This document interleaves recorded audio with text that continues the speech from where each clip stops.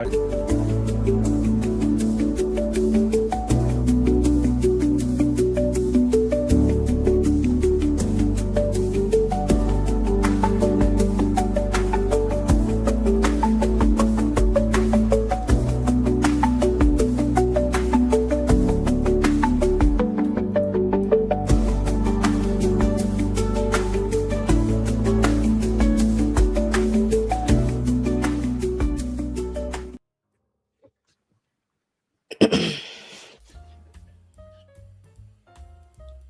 believe we are live now. I'm trying to share the post. Alrighty. Share the goodness with everyone. Welcome everyone. Welcome back.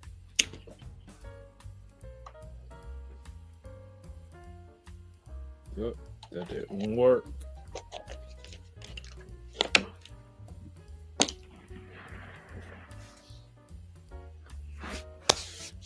Did you share with your? No, not yet. My phone. Yeah, I have not. Your Twitter, the TikTok. I've been in the house with a dead cell phone intentionally. Oh my goodness. Intentionally. Explain the thought process on that. I mean, my son is home, and technically, if it's an emergency, I do have my laptop where I can speak to people on it, like I message you on it. But it's just my way of disconnecting and not being a swipe person or just on social media all day. So sometimes, every so often, I'll take days where I'll just let my phone die, and I don't rush to put it back on the charger. All right, so is that something that's new for you for as reducing? No, it's something I've always done. Sometimes I'll just put my phone on shutdown mode, which is my do not disturb setting. So like my family and my best friend, they can reach me, but for the most part, everybody else can't. So no, it's just I think I do that probably at least once a week or so. If I'm being honest, yeah, probably once a week I'll do it. It varies. It all depends. All right. So I see we finally got some people in here. Welcome everyone. You're tuned into Sophisticated Immaturity on the Nora Post Network. It looks this is weird on pretty my much end. A talk show about the chaos of life and all the things going on in social media. Hey, we got the first comment. Hello, Hey, Ocean Miss Harvey. If I send a message in the private, you get it, right? Yes. Okay. For yeah, is it? The whole thing looks weird. Well, we are streaming today in a new format, so maybe that's what's going on. So instead of being side by side, No, that's fine. I'm just used to, I think, more stuff on the screen. Yeah, but go ahead. That's fine. Because like you were able to see the comment though. You were able to see Ocean. I can see the comment, but I'm not able to like respond to it without trying to connect to my YouTube. Yes, okay. I just respond. All right.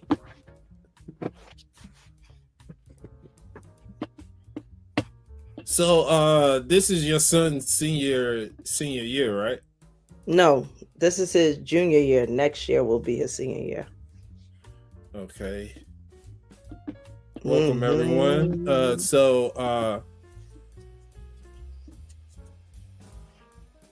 we are counting down officially. Have you started doing the college tours and everything like that? Well, my son is opting to not do college. Oh, we haven't we gotta catch up because you're actually one of the people I need to pick your brain on to have a convo with him. Okay. He is adamant in going into the military. I don't know what he experienced at school, but he must have told him about what he wanted to do, and they talked to him about a program. So I told Chrissy actually that I was gonna set up a call so everyone that I do know that's in the military in different branches can kind of have a convo with him. But he wants to go into engineering, so it's either military or trade school. Those But are the what two type of options. engineering? That's Mechanical. oh yeah. So we'll see. But I still want to kind of do the college tour, but it's like we're gonna take a trade. So Yeah. Mechanical engineering is good and useful. That's basically what Orange County choppers. Being yeah, I able was to telling him like, design and build bikes and build I was telling him automobiles. if he goes the military route, I'm like, well, that's kind of cool because you can get government contracts. You can go multiple ways with that. So we'll see. You can get government contracts without being in the military. True. This is true. To get a contract, you need to know how to do the process of getting Right. a contract. Yeah. Okay.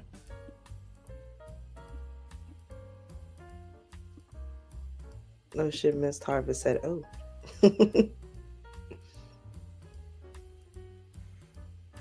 So let's start out. So what else has been going on? It's been a couple of weeks. It's been a couple weeks. Not too many changes on my end.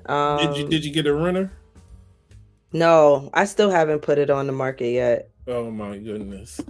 Yeah. But you doing all that work.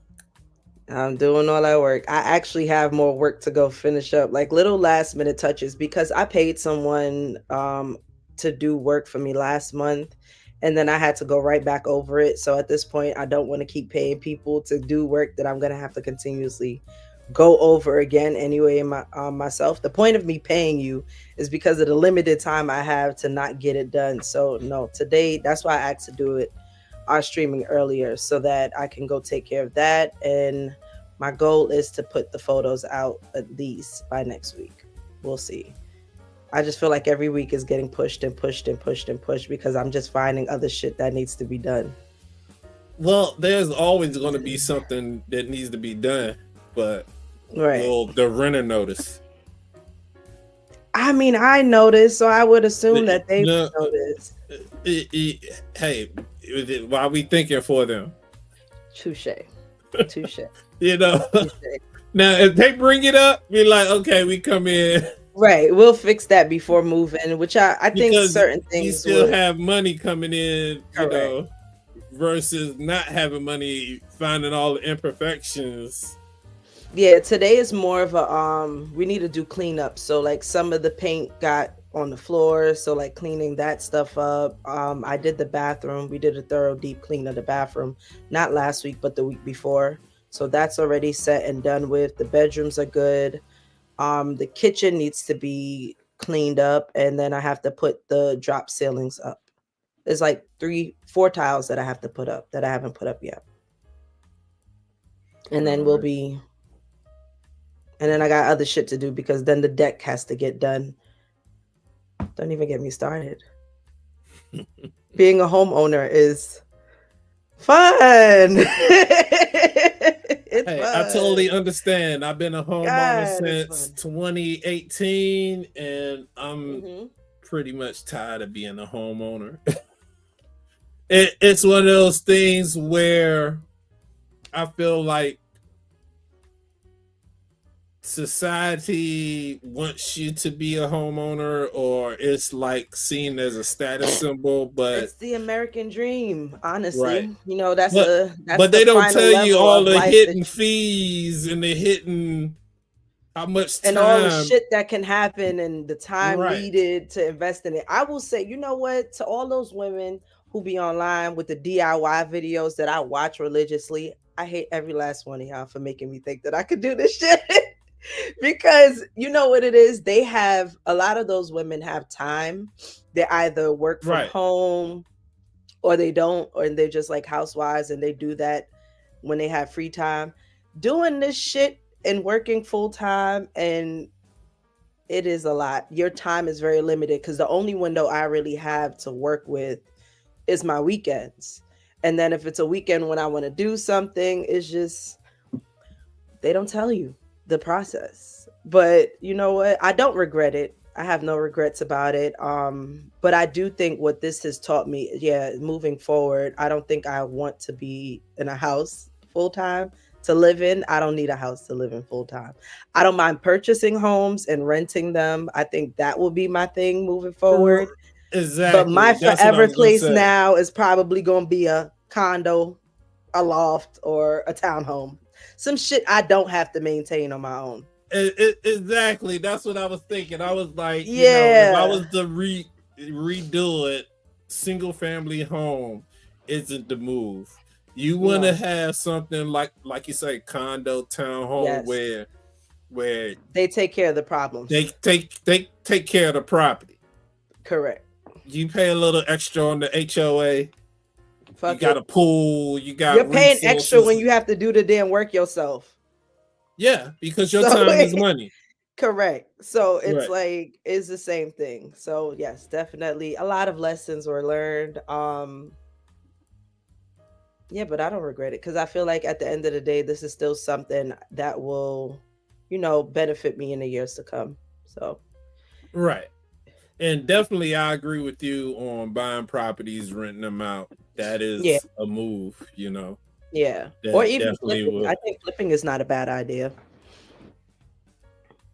if the market allows it. Because I will be honest, if you Exactly. were, That's yeah, if you were flipping during the past couple years since COVID, oh, I'm sure you would have made a killing because people were literally offering 20, 30, 40 more than the asking price at one point in time. Like it was bidding wars when I was house shopping from I want to say since I noticed that since 23 up until, last year when I purchased.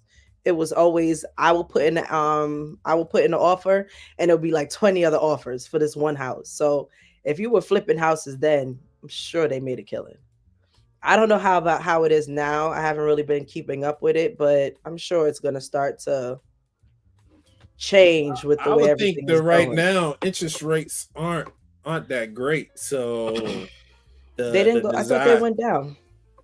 no they, they let me see. They may have went down, but I don't believe by that much. Mm, okay. Because right now I've been getting so many notifications like this is the best time to refinance and da da da da da. I'm like, hmm, Well, interesting. they want to do that because of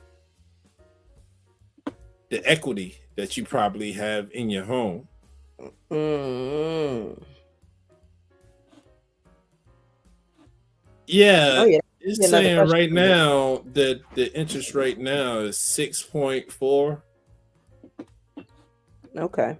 Is that better than what you have currently?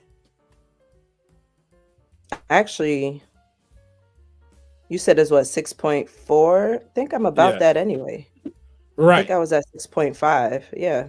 right. So And that I'm was that. below. I'm Yeah. below that. Yeah. So yeah, Mm. I'm mad that I didn't refinance my house when it dropped all the way down to 2. Oh, that would have been lovely. It dropped That would have down to been lovely. 2 for like, oh, it was during COVID. Interest rates Hmm. dropped down to 2, and I want to say it was maybe a good 3 or 4 months where interest rates are at 2. And then it went back up. It went back up. I was just being naive, just not knowing. Mm. Yeah, it happens. Lessons learned. Right. Hopefully, well, I don't know if it'll ever go back to that again. Yeah, I'm not sure. That Mm. was that was the good life. All So let right. me While you pull up do that, I'm about to the look for something on my end too. video. Oh, we need to go back. We got some that we didn't even do. Oh, Way, okay. That you sent? I think just in general. It's been 2 weeks. I'm quite Yeah, sure we yeah. just sent a I'm lot of sure. shit within I those two stopped weeks. even submitting stuff because I was like, It's a it's been lot. so long. Yeah. Okay. Yeah. Let me add this. If you see something that stands out, let's click this one. Oh wait, no, not that one. Sorry. I'll Not go this back one. to that one. Yeah, let's see what the old ones are. Only because that one I like the beginning of it, but then it kind of lost me towards the end of it. Okay. Some of these I didn't see, so I'm assuming these are the ones you shared. No. These are This mine. is Oh, yes. these are all These are mine. all, Shit. yeah. These are all yours. Okay, we can go all the way back because I can tell you now I don't remember any of them. Out of sight, out of mind. Oh my goodness.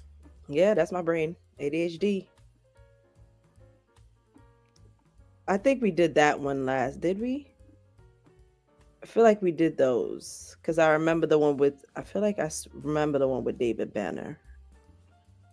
I don't know if we discussed it here though, so we could probably click on that one. That's with David Banner, Kirk Franklin, and sorry to those other people, but your faces are not popping in my head right now, so I can't remember who they are. Let's see if I can find David Banner. You just yeah, keep going down. Down.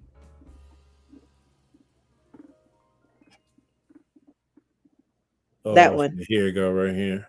Let's see. For most men, the first attempt at monogamy is marriage. You're already setting yourself up for failure. If you've been doing what you've been doing, and the first time you're gonna stop trying to not do that and try to put all of that energy now in one person, it's gonna be some problems. And we can put that on God. I received that because I feel like I'm 33, man. I feel like for our generation, we feel like maybe we can flip that switch. It's not that simple. Like you have to practice this over time. Yeah. So when you do get married, you can be successful. You think you're gonna flip that switch just because you jump across that? Say that a little bit more. Say it a little bit. No. That's real spit, son. That's real. Like you cannot say that loud enough. And I feel like that's why you see so many young marriages fail out. I don't want to put an age limit on like when I do that, but I'm just trying to be as present as possible. You know, it may be next year, maybe it may be. No. I don't know when it'll be. No, you know what I mean? No. But I'm just saying, You're 28. 28. Yeah, like I said, you know. So I'm taking my time, man, and I'm just like I enjoy coming home alone, and it's just like I'm like, you hear that? Yeah. Silence. For most men. Oh wow.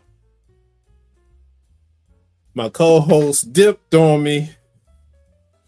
Well, for the viewers in the chat, let me know where y'all from. Where you watching from?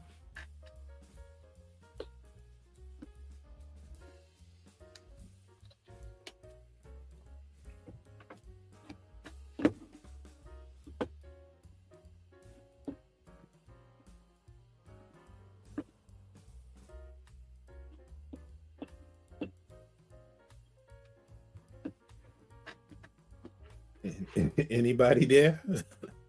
Am I talking to myself? Most likely. But anyway, with that video, okay, there she go. Okay, definitely kicked me the hell out. Oh, Sorry. it did. Yes. I was about to be struggling. I was trying to come up with content for that video. And oh god! The video was talking about the men struggle with because the first time they be faithful is when they getting married. Mm-hmm. And this is a thing. I would agree to an extent. I believe the first time you do anything, you're not going to be successful at it. Correct. So why wait till you're married to do it? Right. That's like a setup for failure. Right. Unless you have the dynamic where you guys cannot explore, that's different. But if you marry somebody who's expecting a monogamous relationship, and the first time you're trying to be monogamous is when you're married, yeah, I definitely think that will cause some confusion. I'll be honest. I don't want to be the woman you first try to be monogamous with. So that means you would not be willing to date a man that is a virgin? Absolutely. I would date a virgin, but that wouldn't. So, okay, I guess that's what you're. I get that because I would technically be the first. Okay, let me rephrase then. Non-virgins. So if it's their first experience, by all means, not even. Oh, I don't know, because now that I'm thinking about it, because there's a whole lot of teaching that's going to have to go on your part. I don't mind the teaching part of it. It's just, I think about the mental and emotional part of it. Like, if you've never had experience in dealing with in a relationship, you know, how would that work out, you know, with someone who has experience versus somebody who doesn't? The teaching part, I think, would actually be not a bad thing. I don't mind that. But I look at it like this as well, like a lot of issues that you would expect someone to know with someone that has no experience. Right. The level of understanding that would be required, that's a high level of understanding. Well, you know what? I will say I wouldn't say no, only because we don't. I would be worried. What my worry would be is dealing with somebody who does not know how to communicate effectively in a relationship because they've never been in one or never had to communicate, you know, vulnerabilities. But in the same breath, we got motherfuckers that have been in 20, 30, 40 relationships in their lifetime and still can't do that. So am I really, you know, is it really a problem? I guess. So no, I would deal with a virgin. I just couldn't deal with someone who's been a habitual cheater most of their life, or boyfriend number 2 most of their life, and then now meets me and it's like, oh, I want to settle down with you. It just seems like I wouldn't believe that. I guess I wouldn't believe that. Right. I wouldn't trust that. So I think for me, I would question, like, if you've ever been in a relationship and you were not able to be monogamous in any of your relationships, then I wouldn't trust that you could do it in the relationship with me. Right. Yeah. I don't think people change that much. I'm just gonna be real. I don't think people change that drastically. And I mean, yes, I think people can change if they deem that person to be whatever it is, but I'll never know. And I wouldn't put myself in that position. I would say you also would have to consider why are they being monogamous in the first place. Right. That's pretty much what you're gonna think. Like, are you doing it just to get an in? Like, I would just think it was coming from because my belief is we do things in our self-interest, our best self-interest, right, for the most part. So right. Is monogamy for someone necessarily the best option? Man or woman? Maybe not. Maybe not. I don't think you have to be monogamous in relationships. I don't think you have to.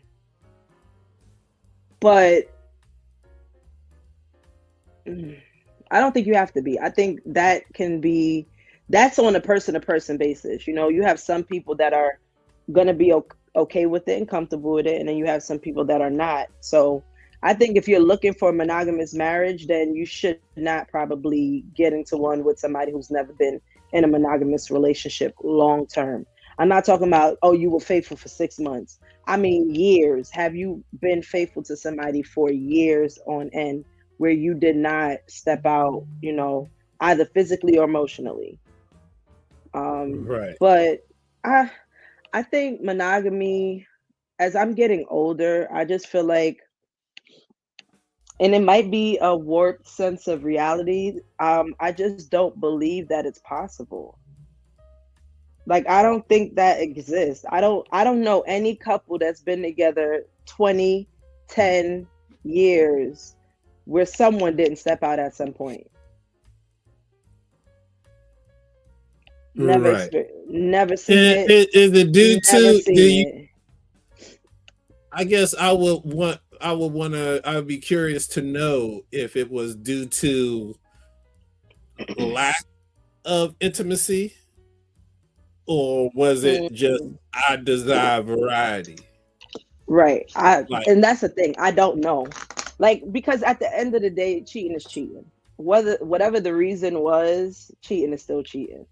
So yeah, it's like, I do agree. I don't think any woman should withhold sex from her husband, but then it's also like, why is she withholding sex from her husband? Because I've been in a long-term relationship where I knew at the end I was ready to be out. Like, prior to the actual official breakup, I knew I was ready to check out. That also followed with me not wanting to be intimate with that person anymore, because I already knew I was like 1 foot out the door. And so it's like, when people start withholding sex, I always want to know, like, what is like, why? Like, what is causing that? What is making them feel that type of way? Because unless it's a hormonal imbalance or a medical issue or something related to medication, it has to be something emotional that's preventing somebody from wanting to be intimate with their significant other. I knew for me, I was disgusted by the person. I did not want to be with that person anymore, given what we went through. So I don't know. I just know I don't believe that people are doing decades with just one person. I just don't. yeah. Well, I recently watched this interview of Shaquille O'Neal, and he said Okay. there were three types of cheaters. It Okay. was like you have your Romeo cheater, Which is which is the guy that will cheat on vacation. He may be in another country and he sees something, he like make it happen, but he go back home, everything normal, no cheating in the home front. Wait, so is that technically cheating because you're legally married in America? Are you? I mean, morally and logically, we know that. Morally, cheating, yes, but yes, legally, but is there outside of the country, how does that work legally? I I feel don't like that's a know. loophole. But okay, fine. So finish off. So what's the other two? So the other two is a man that's forced to cheat, and that would go into the situation where you were talking about, where his wife Just not intimate. refuses to provide access or Okay. opportunity. Okay. And then you have man that just has the inability to be faithful altogether. Well, we know we all don't want the latter. Like, Right. definitely don't want the latter. But the other two is a little bit tricky. Because again, I don't know why some women withhold it. I think some women do weaponize it. I think some do. I feel like you should But I don't know. if you're not married and you're at that point, you should just end it. Yeah, so why are we 1 foot out? What are we? My circumstance was a little bit different. We had kids involved. Okay. Yeah, so it wasn't just a one of those, it was just us two and we could just say deuces. Like, no, it was a whole situation. So I think some people will stay longer depending on what the dynamic is. Because if it wasn't, I don't think if the kids were involved, it would have even lasted as long, if I'm being honest. I think the kids kind of prolonged that situation longer than it needed to be. So everybody stays for different reasons. But yeah, if it was just this dynamic of me and him, I'd have chucked up the deuces and been out the door.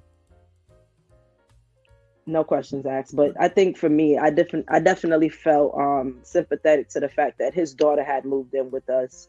And I knew that if he was put out, there was going to be like a displacement with her. So I honestly waited until she left and went back where she was. And then I was just like, oh, you can go. You can go. So But yeah. So I think that's it's a level of stress you put on yourself worrying about your partner cheating that just isn't. I don't think you should worry about it. Yeah, I don't think especially you should worry like, about it. Did you not get involved with someone that's attractive? Did you not get? I mean, but everybody's to an extent, for the most part. Most people are attractive. Meaning, it's like not hard for them to find someone else that finds them attractive. I would be more upset if the woman that I'm seeing was cheating with me on someone that really couldn't provide her nothing but sex. I think that's what most females feel. So here's my thing with cheating. Why I think I have an issue with it. No, it's not the cheating itself that I have an issue with. I think when women are taught about relationships, we're taught, oh, you have to make these sacrifices and all of these things. So it's like we will pass up on somebody for the person we're in a relationship with. So if I am curbing, Vacation Billy, Turks and Caicos Tom, and you going to fucking cheat with Rashida from up the block, it's like, are we fucking serious right now? Yeah. It's just like, it's kind of like a slap in the face, because it's just like, I think for most women, most men, for some reason, tend to always cheat downwards.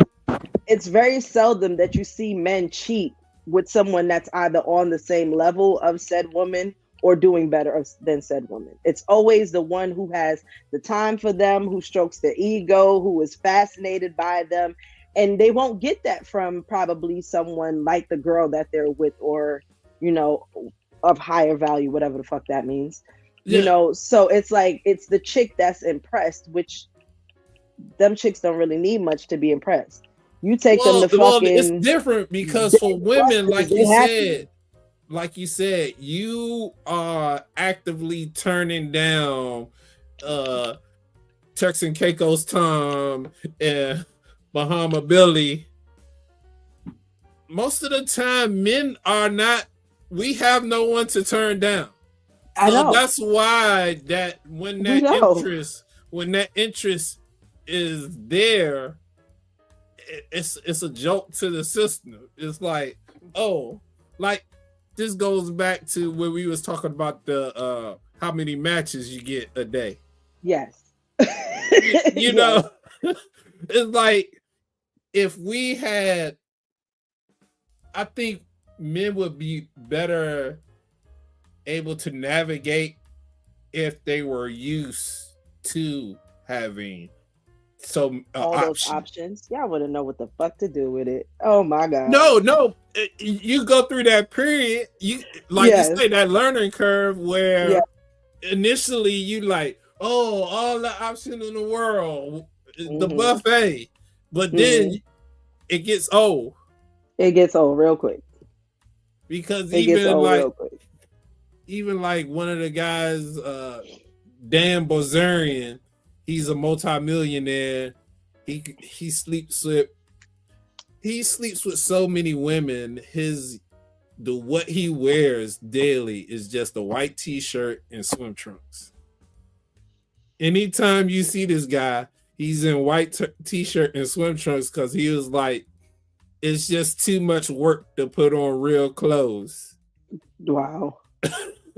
Yeah, I don't know. Now when you have options like, and this man says, yeah, it was fun having these experiences, but ultimately he wants to have that one person where he can be like, this is the person I'm riding with. Correct. I think most women experience that, especially in your 20s. Like when you are, in your prime and you have all of these options banging down your door, it's like you get that, but then you also realize like a lot of them are just hollow connections. And I think for women, once they get older is when they kind of realize like, no, I want something that's deeper than just surface level.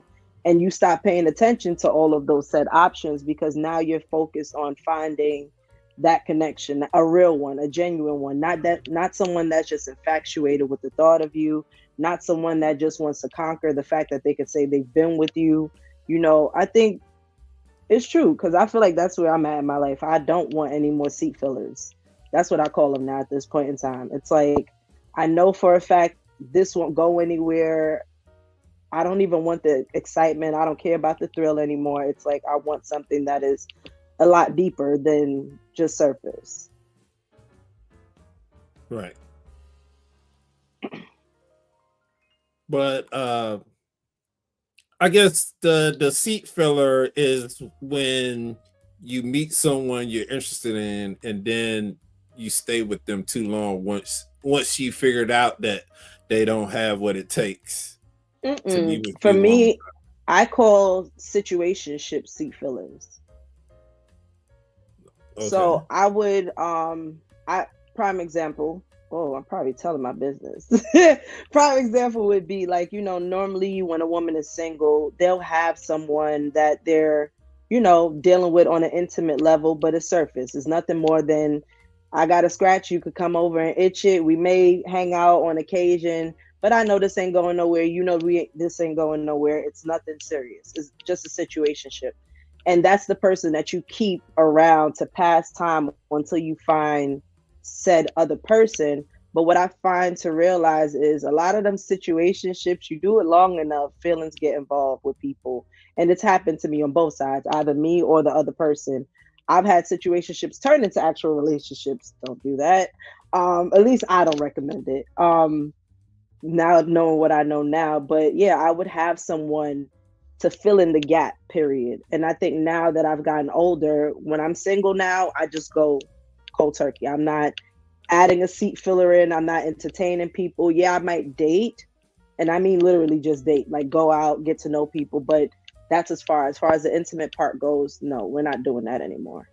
So my question that's for what you, I call them seat fillers. So my question for you with this situationships, did it start out as a did you go into interacting with this person knowing that, hey, we know we're not compatible, but I know you can scratch the itch? Right, pretty much. I'm attracted to you, you're attracted to me, and I just want to have somebody. It's literally just having a body. Like, you just have somebody around to do the intimate things you would normally do in a relationship, but there is no actual real connection. Like, there is no thoughts of the future. There is no, oh, what are your deepest fears? We're not being that vulnerable with each other. Like, there's none of that. It's just surface level. Like I said, you know, we might go out for drinks, we might go dancing, like we'll do fun shit. Like, it's just a friend you fuck. Basically, it's literally that type of dynamic. Right. So, and I think a lot of people do that in their breaks, and I don't knock them. I think to each his own. I just know for me, I think it can be very distracting when you're actually if you know what you're looking for and then you're just filling the time with other people. I think that pushes you further away from what it is you're actually trying to accomplish versus just patiently waiting for what's for you to be for you and come for you, you know? At least that's my thought process now. Yeah, well, that makes sense. I will say for me, like, I've had situations like yours, but also more recently, I'm having situations where I go into the situationship thinking this person has potential to be long-term goals. Right. Somewhere along the line, we have a conversation where it's like, oh, this ain't gonna work. Right. And that happens, but there has been intimacy, and you like, okay, it's not gonna work. Now she's demoted. It's like a demotion almost. Yeah. Like, no, I get it. Yeah. So, in that situation, I think, just being honest, because it could be, I think now at this point, I think just being honest with people, like just don't give them false hope. So if you feel that way, but you know the other person may not feel that way, I mean, a conversation can be had, but I know sometimes guys don't want to have the conversation because they know it's going to change the dynamic. It's not beneficial. That's the thing. It's not supposed to be beneficial. It's about doing the right thing, and always doing the right thing. That's not what's always difficult about transparency. This is it. And like transparency doesn't benefit you at all. Actually, it could though. But so this is where I think some men fuck up, because transparency could benefit you. It could benefit you. It depends on the individual, because give YouTube an example of how transparency could benefit. Oh, come on. It happens all the time. You already know you have these men who, and I'm not going to say men. I will say you have people where they will hit you. I will say people, because I've used the line my damn self. So shame on me for saying men, because as a woman, I've done it too. You meet people and it's like, they're trying to talk to you. They're trying to pursue you. And you tell them straight up, like, hey, I'm not looking for that. I just want friendship at this point in time. I don't want anything serious. My mind is not at that space. And you have people that will hear that and will still pursue, still continue on with you, still try to date you. And I think subconsciously they're doing it with the intentions that, once this person gets to know me, they're going to change their mind. Right. But I was honest. What you do with that information is entirely up to you. But at least I was transparent and I was honest about how I felt. Now, if there's any confusion, it's you confusing yourself, not me. So I've dealt with situations like that. Listen, that situationship I told you that turned into a 5-year relationship. It started with me saying, I'm not looking for anything serious, because I just got out of a relationship. And him and I were mutual friends. We knew each other from the neighborhood. And it was simply like, I'm not looking for anything serious. I got a lot on my plate going on, And yes, it did turn into a 5-year relationship. But so I do think that you can be transparent with people. I just don't think it will work for everyone. Because if it's a woman like me, at this point, younger me probably would have still been okay with it. But now at this point, if I hear that from a man, you don't have to worry about me. I don't care if I slept with you. You'll never hear from me again. Because we now don't want the same thing. And I'm aware of, I'm not going to lie to myself. I'm not going to play myself. And I'm not going to pursue something that I know isn't going to lead me anywhere. So I will cut off cold turkey. I don't give a damn what our history is at this point. Once I know that we're unaligned at this point in my life, I'm gone. But that's because I know what I'm looking for. But you have some people that still don't know what they're looking for. And if you hit them with that line, they will still stay and they will still try to figure it out, and they will still play their part. If that wasn't true, side chicks wouldn't exist, or side dudes wouldn't exist. Trust me. Them side dudes and side chicks know exactly what they signing up for. Not all, but most of them. Right. They still willing participants. Yeah, I watched a video from the Breakfast Club, and it was a lady that called and said she'd been a side chick for 20 years. And the guy that she was a side chick with, he ended up getting married for the last he'd been married for the last 5 years. Okay. So that side chick ain't going nowhere, right? She's not going nowhere because he satisfies whatever she needs. Yeah. Yeah. Because I ain't gonna put people business out there, because this is live on YouTube, and my family ever see this, I'm not doing that. So I have people that I've watched do that. I'm 35 years old. I know people that have done that for 40 odd years. I've seen people do that shit for decades with somebody. They know what they signed up for. So I think you can find somebody that will there's always somebody that will be okay with the situation. Not everybody, but there are people that will be okay with it. And you just got to find those people. Like, that's why I don't believe that, I don't believe you have to lie to get what you want. And I do think more men will actually get what they want if they were honest with it, because I've had men hit me with that line too. And at that point in time, I knew I didn't want anything. I was not emotionally available to provide anything. So I was like, cool, I'll ride this out until as long as I want to ride it out. And then once I'm done, I'm done. So I think sometimes it's also timing, because you can find someone where they might be just on the same type of time as you. And who knows what can turn to later on. But going in, you can both be on the same page. Like, you know what? We hang out, you know, when we want to do something, we got somebody that we're going to do it with. But I think men can absolutely get it and not have an issue with it, with the honesty part of it. And this conversation goes directly into this video I have right here. Perfect. Let's see it.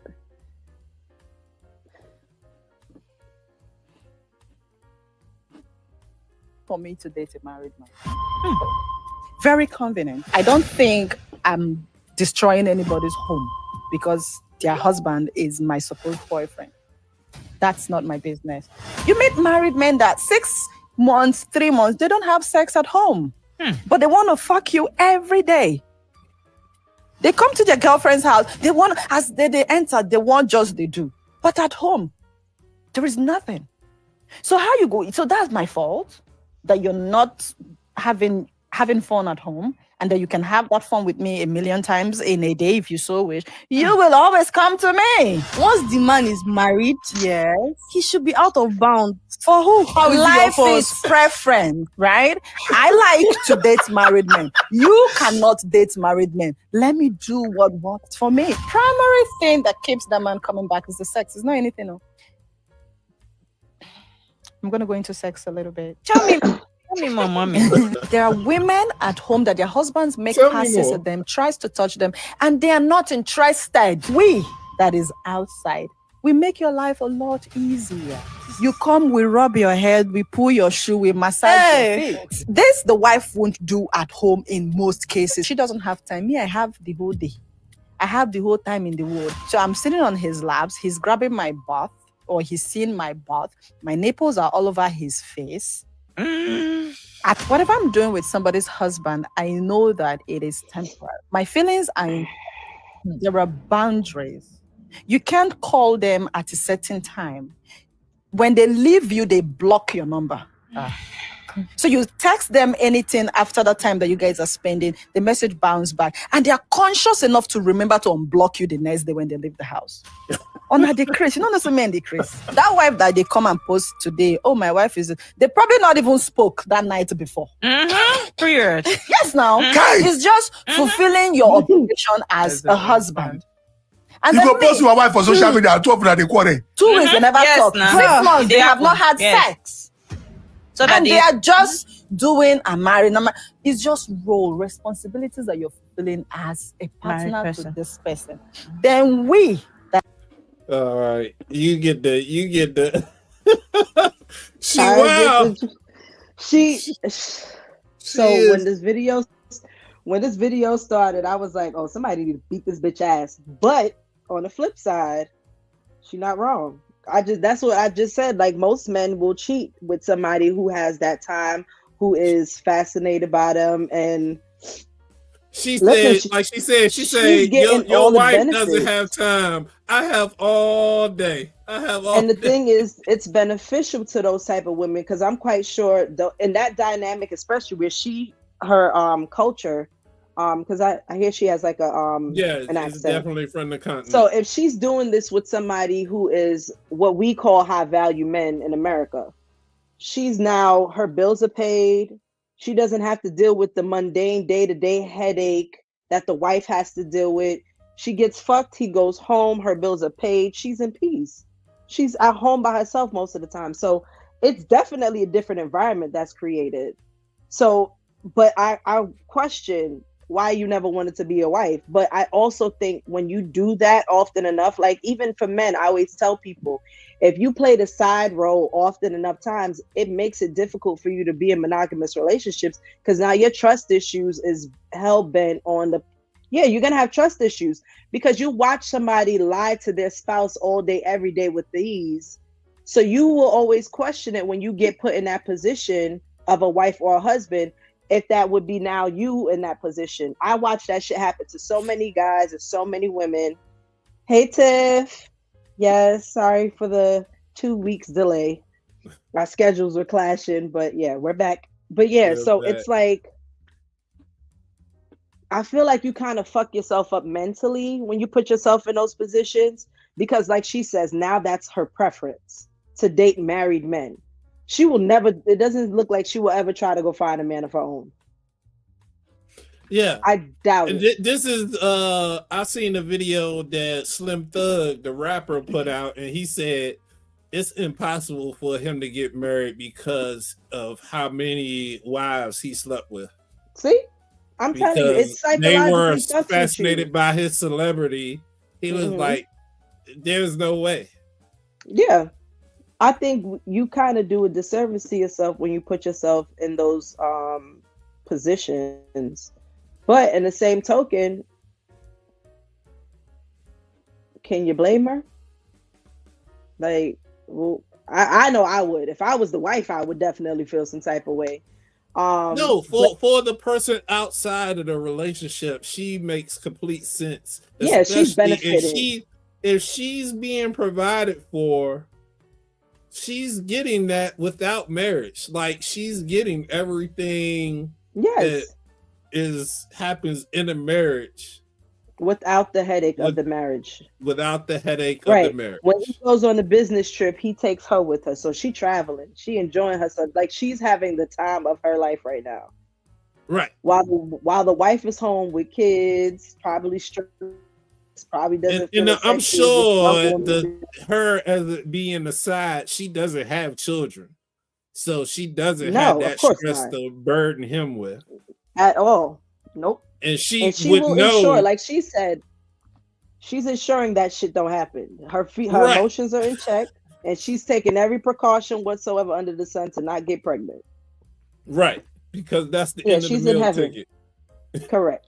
Because once a baby gets involved with the side chick, then there's a problem, because now he has to deal with the unhappy wife, and now he has to probably deal with an unhappy you, because now you're pretty much going to be a single parent raising that child, except for when he can come over to co-parent and help out and do certain things, but he's not going to be there full time because his wife is at home with her kids. The financial crisis that will come from that situation, because the side chick having a kid is now going to be known to the wife that he has a child chick.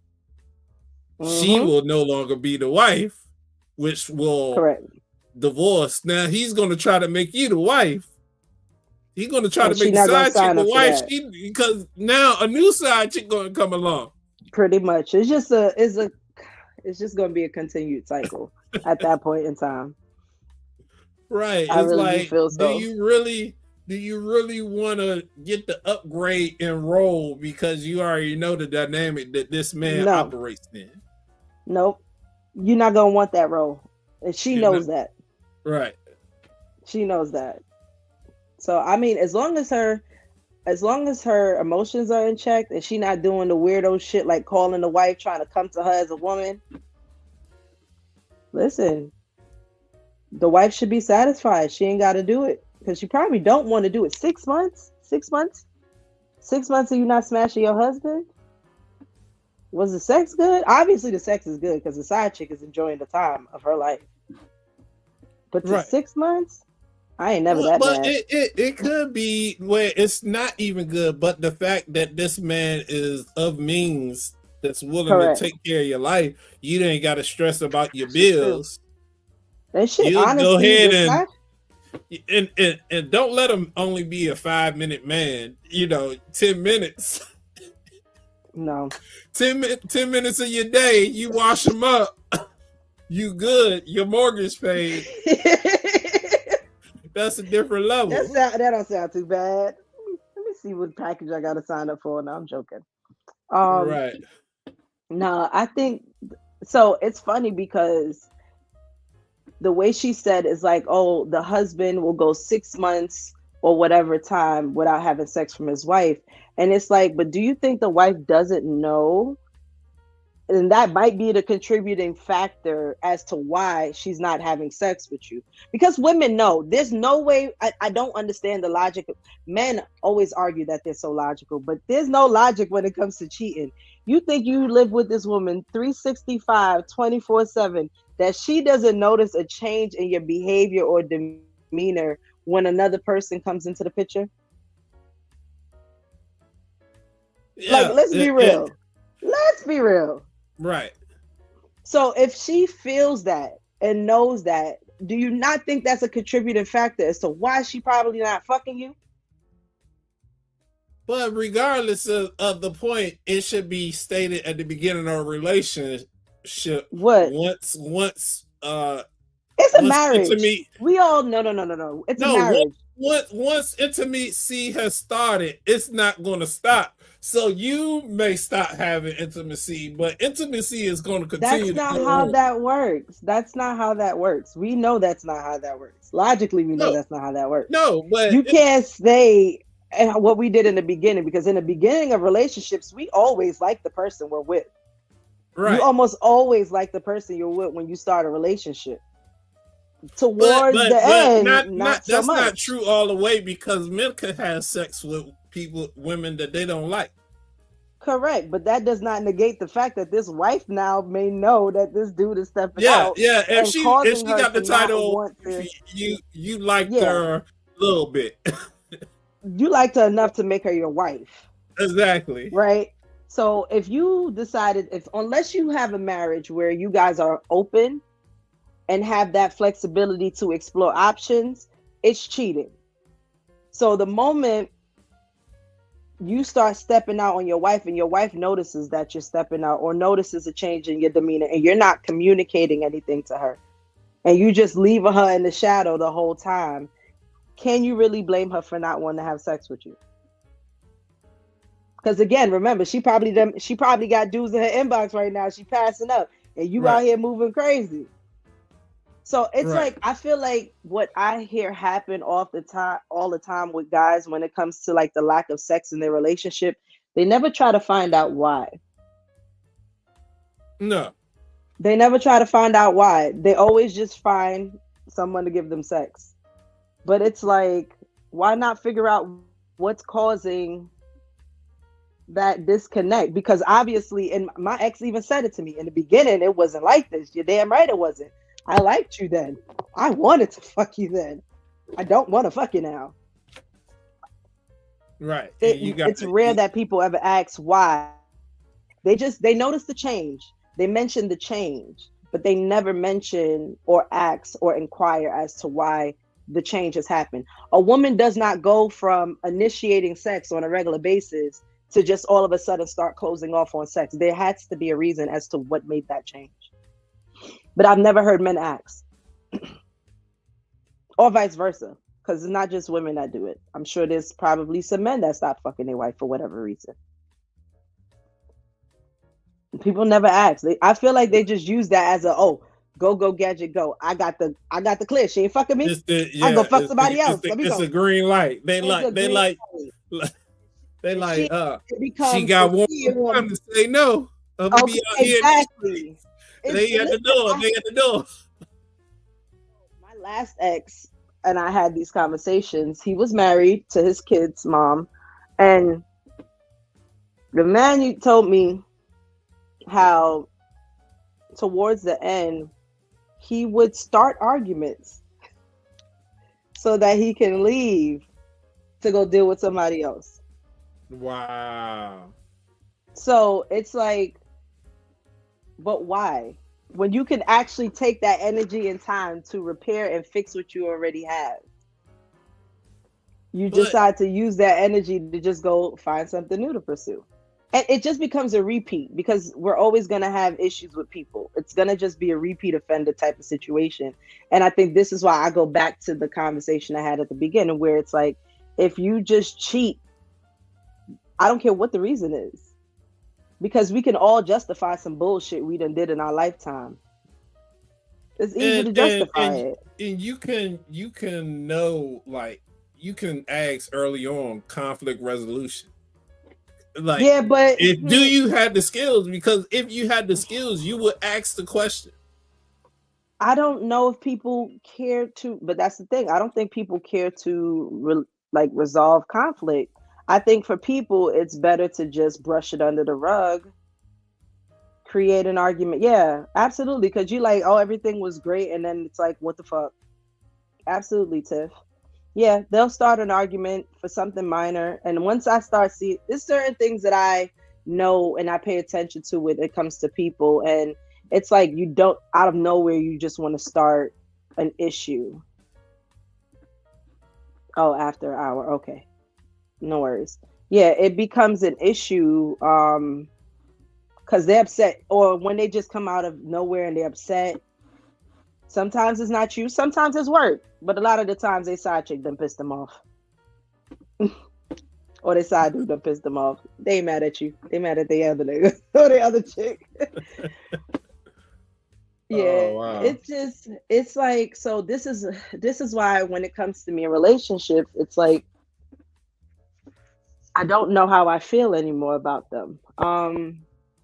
Because of course no one wants to be single and alone. That's what they tell you. Even though single alone has been quite fulfilling, rewarding, peaceful. It has good aspects to it. But then as you get older, you kind of want someone that you can grow old with. But I just feel like the dynamics of relationships are I feel like somebody has to be a loser in order for a relationship to succeed. And I don't like that. Okay, so can you hear me? Loud and clear. All right, I got something interesting now. Okay. We're getting into the immaturity part of the podcast. I'm letting you know right now. This is very. I wanna have your opinion on if this woman has a point or not. Okay. I mean, I think 5 points. Oh God, her photo already sent me. This is gonna be some shit. Okay. He upset because women didn't tell him about. Oh my God. Man, all because I got one hand. He don't want to go. He want to. You. Oh my God, it's pissing me off because I was born like this. Come on, but you didn't tell me about it though. Like, it don't matter, nigga. Okay, that's some shit. It's just a fucking hand. I'm saying, but you didn't tell me about it though. Like, why are you? Come on, like you recorded me and shit. Like, man, you didn't tell me about your hand. Bro, this nigga act like he's that You told me how you look. You act like you that fine. Come on, man. Is you serious right now, man? Man? Bitty little boy looking Ross nigga. I'm saying, but that's why what you is. Come on, why are you trying to like? Come on, don't do that for real. Man, I'm doing that, and I don't give a fuck. Because I don't want to take you out because you didn't tell me about your hand. You should have told me about something like. I had to pause it right there so you can see. A hand, boy. Wow, dude, come on, don't do that, man. I was born like this. Come on, don't do that. It's like I'm tired of niggas, bro.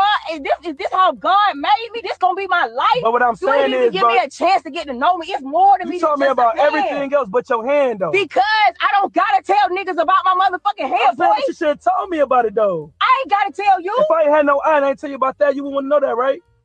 Man, but I'm just trying to take you home, though. But like, it's an eye. That's what shit we supposed to talk about. This is just what is an eye? My God, oh my God, man! I got a baby that got 2 hands. But you ain't even give me a chance. But I feel like you catfished me though. I didn't catfish yes, you. You did. You cap. You cap. But you cap.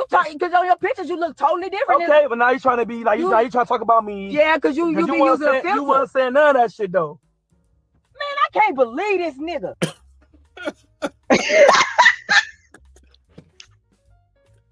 No. Yo. Okay, I was not expecting that at all. You wasn't expecting? Yo. No. Oh shit! She's like, I ain't got no head. But how she gonna be out here like Captain Hook? You know what I'm saying? I hate it. Yeah, not Captain Hook. So I think she should have told him. She should have told him in advance. Because my thing is, she should have told him in advance. I do think I agree with her.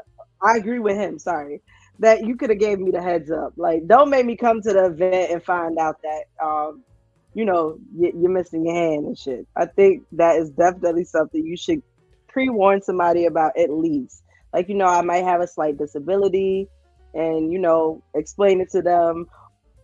But yeah, she wrong for that. I agree, but the issue that I don't understand is, people that have deformities or something, they usually hide them with, like, if your hand is missing, you got a fake hand. Some people do. I've seen people with they had the glove and the hand is fake. Mm-hmm. I mean, you can. So I think it all depends on the individual. I actually know someone it's a child, like not even JoJo age, a younger kid that was born like that. And growing up, I don't remember his mom like ever really hiding it. I think he would always like, probably do certain things to himself that he was self-conscious about it, because kids know. So like put his hand in his pocket or things like that. But some people don't hide it. Some people do use prosthetic hands. But would that make it better? If it was you and you go on a date and she didn't warn you about it, and you pull up to the date and she got, one hand just to the side and the other hand she greets you with. But when you sit down at the table, you see her sit down with a prosthetic hand. Would it make a difference? Would it help? It would help. It would for sure help. It would help. I think if I would have seen the nub, it's like, yo, you're a mutant or something. I don't know. Oh my God. No, like, oh God. Like, you got to give me a story. This story time. When I see you, but people are born that way. You put your half a hand on the table. Mm-hmm. It's story time. You got to start talking. There's no story. Like, people are just born that way. Nah, you got to make up. You got to right? have a story. You got not what she gonna make up a story. I was in the military and I got IED. Blew my hand up and some shit. I was working on this engine and my daddy had an engine and the blade came through and chopped the fingers off. Oh my God. Right, Tip, not a mutant. I can't stand her. Yo, she an X-Men, yo. Not X-Men. She an X-Men. Nah. Like, yo, you gotta have other powers. When God bless you with that, he bless you in another way. She got to do something else. She might be able to do something else. She ain't give it a chance. He ain't give it a chance. She has a kid. She said, "Hey, my baby got two hands." Right.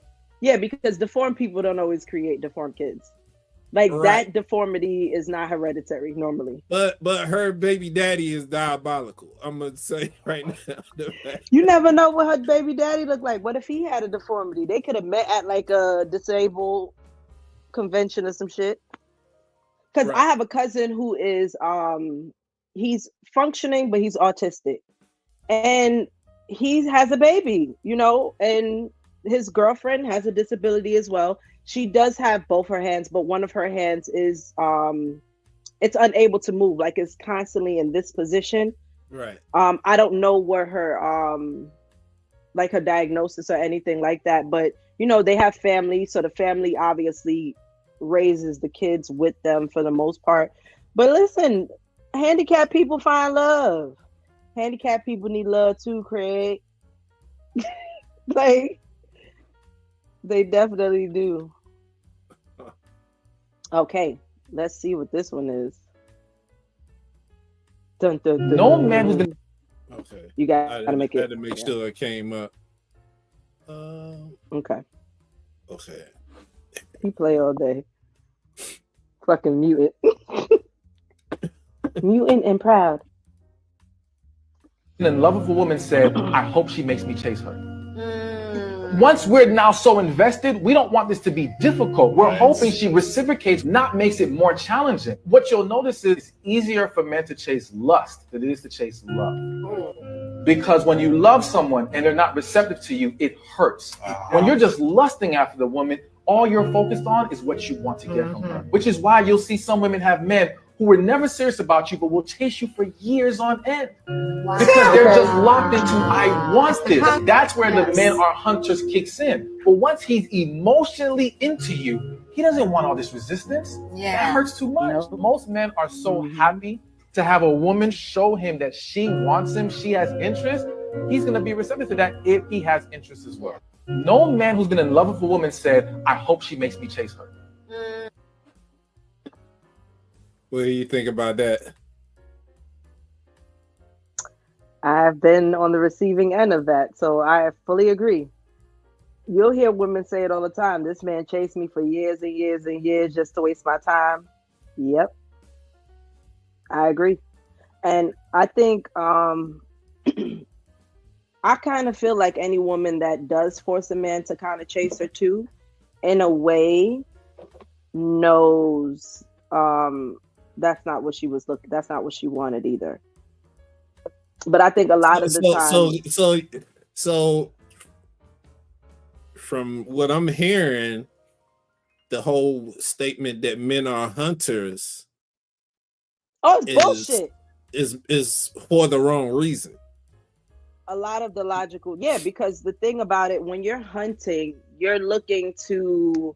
It's kind of what I said earlier. You're looking to. You're hunting, not necessarily survival, but you want the thrill of the chase. Like you're excited by the thrill of the chase, and I'll be honest, I think some women are excited by that too. It's like that cat and mouse type of game. Like, it's like a tango. You know how tango, where one person is pushing, the other one is receding. Like I think people like that dance that comes with the chase, oftentimes. But I do agree with him that I think once a man is fully invested in you, he doesn't want to have to jump through all these fucking hoops just to have you, because it's just like, if he was enough, you would accept him for who he is. What he's doing would be enough. You wouldn't require him to now go through all of these things, after the fact. I think for me, it's definitely, we confuse the chase with also people being intentional. It can get real tricky when you think, oh, this person is pursuing me, that means they're intentional. That's not always the case. No. That's not always the case. It's like the Steve Urkel effect. They try and try and try, and they think eventually she'll finally see me for who I am. But Laura done told this man he wasn't it 1,000,001 times. She dated everybody but him. And when she did date him, it was when he literally transformed himself into a completely different person. So Right. It's like the Steve Urkel effect. It's just like, oh, I think I'm weighing her down. And it's actually not helping you. And your value goes down as a man too. Like, women see that, and we think you're desperate. We think, in some cases, it all depends on the dynamic of the chase. Because if it's a chase where it's like, how can I explain it? It's two types of chases. You have the Steve Urkel chase, where it's no matter how I treat you, you're gonna just come back. No matter how I treat you, you're just gonna come back. And then you have how can I say it? You have that thrilling chase where it comes from somebody who is confident, arrogant. They know how to give you just enough to hook you in, but know how to pull back when necessary. So it's two different types of chases that I would say put you in the category. The Steve Urkel category will have you being seen as desperate, whereas the other one, it's like, it's intrigue, it's more mystery, it's more excitement, it's more passion, because you don't really know what you're getting with this person. It's like they'll chase you, then they'll pull back. So now you want them back to the chase. So now you end up chasing after them. It's like I said, the cat and mouse. So I do think if it's a genuine connection with somebody, there will be mutual interest. There will be both parties trying to make time to see each other. There'll be both parties looking to reach out to each other. So I think anytime you don't feel the mutual connection, or you feel like you're doing more than other person, you might want to look at the dynamic. Oh, I totally agree. Like, my stance is, if you have to do the most, you will never be enough. No. Yeah. And I think a lot of that thought process is rooted in a lot of the upbringing that we had, where it's like, oh, if he wants to, he will do da da da da da da da. And it's like, That is true. It's true to an extent that if a man wants to, like, basically, if, for example, if a man cares for you, she said, put it on the shirt. I forgot it just as quickly as I said it, girl. Forgot it just as quickly as I said it. Oh God, ADHD. Lord. No, but also I believe it's from us viewing Correct. Playboys as the model, the actions of Playboys as what will be actions of husbands. Okay, so that is what women don't know. Unless somebody teaches her the game, you won't know, because I think you are attracted to that. I don't know if all women are. I won't say all, but I know for me in my younger years, that was enticing. It was like it's a drug, honestly. It's like the equivalent of what you feel when you get high, I'm assuming. I get high with weed, but I'm talking about people that do crack and shit like that. Like, it's a different kind of dopamine that happens that excites you, that Playboys know how to play on. And that's the second category I was talking about. Not the Steve Urkel, but the other guys who they know how to learn a woman. They know how to, find out those little details to kind of string her along or to hook her in. They kind of somewhat play a little bit hard to get themselves to make it seem like, I'm not, hold on.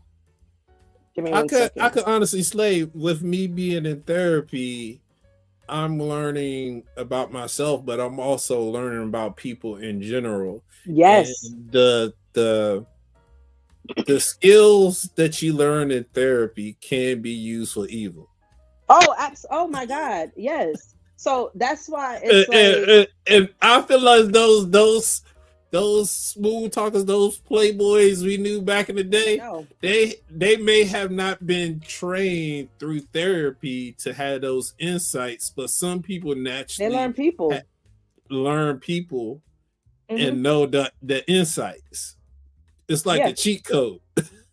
It is. They will know how to play you like a fiddle because they understand the psychology that goes with it. Right. I'm glad you said that, because yes, therapy does teach you not only about self-awareness, but it makes you aware about the world around you. Holla at me when you finish a year and then tell me how fucked up you look at the world now, because I see so much details that I did not see prior to the therapy that I see now. And it's probably why I chuck up the deuces when it comes to people very quickly now. So I think therapy is a blessing and a curse, because now I can identify your trauma and I can see, this trauma is probably from this experience, and how this can now have a domino effect moving forward if I was to deal with you. It's have fun with it. I would say right now, just with what I learned, like I just was made aware of cognitive distortions. Yes. Cognitive dissonance is a thing. That right there, that is such a game changer, to where I could see how my view of reality was distorted versus the how you should actually think, and I could see it in others. Yes. So yep. I don't know if therapy helped me, but it fucked me up also. No. Yes, cognitive distortions. But it's just basically the way you view reality. But I will pull up the official definition of it. Yeah, but it's the way you basically right here. It's a checklist of 10. Okay, so I think a lot of people who have anxiety and depression, they have this anxiety here.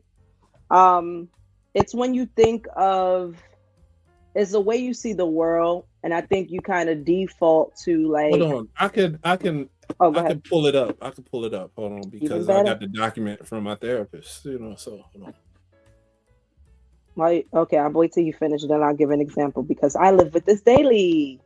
You live? I do. That's what anxiety is. Because anxiety is basically your brain thinking about the worst case scenario of something happening that has not happened, probably less likely to happen, but your body reacts to it as if it is happening.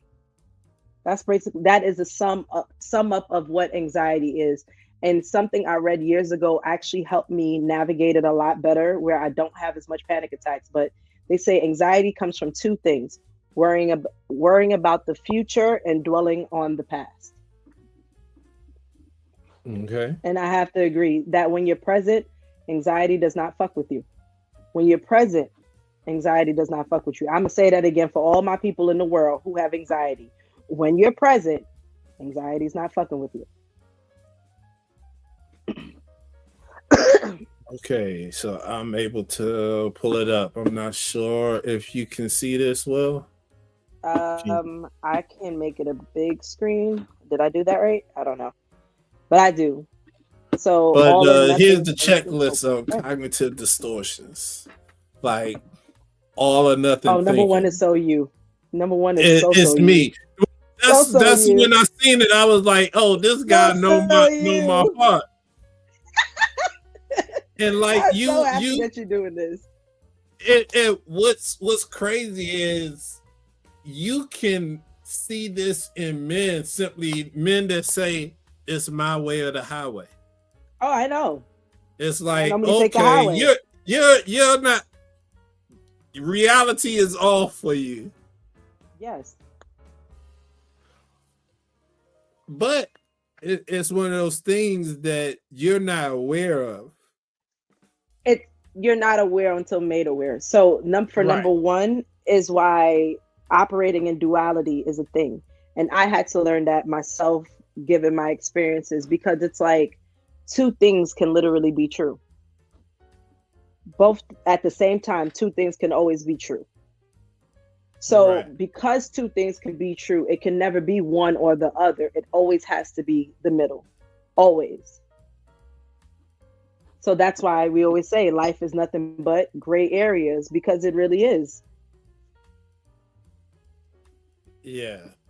And then number two, overgeneralization. Okay. You view a negative event as never-ending pattern of defeat. Number three, mental filter. You dwell on the negatives and ignore the positives. I feel like a lot of people do that. That's actually very common, because I think as humans, our brains are programmed a lot of the times to remember negatives more than we do positive memories. I think that's what they said. Number four, discounting the positives. You insist that your accomplishments or positive qualities don't count. Also you. Yeah. With my water. Yeah, that was me. I deal with this daily. Like, it's okay. I'm number five. Number five, jump to conclusions. I still fit into that category. And it's two. I have this as well. And I believe jumping to conclusions is why so many people have a fear of public speaking. So in general, it's a mind reading. You assume that people are reacting negatively to you when there's no definite evidence of this. And B, fortune telling. You arbitrarily predicting things will turn out badly. Normally, I'm the latter. Right. So also attest to my anxiety. Right. Number six, magnification or minimalization. You blow things way out of proportion, or you shrink their importance inappropriately. Okay. Number seven, emotional reasoning. You reason from how you feel. I feel like an idiot, so I really must be one. Or no, the latter.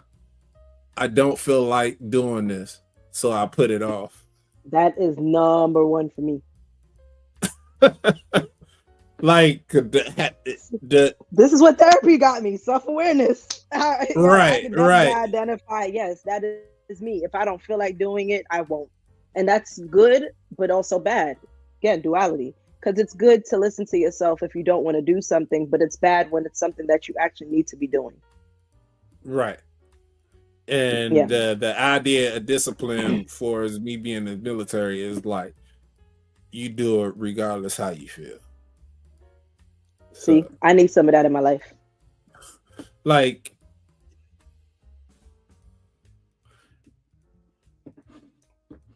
also 8 is me.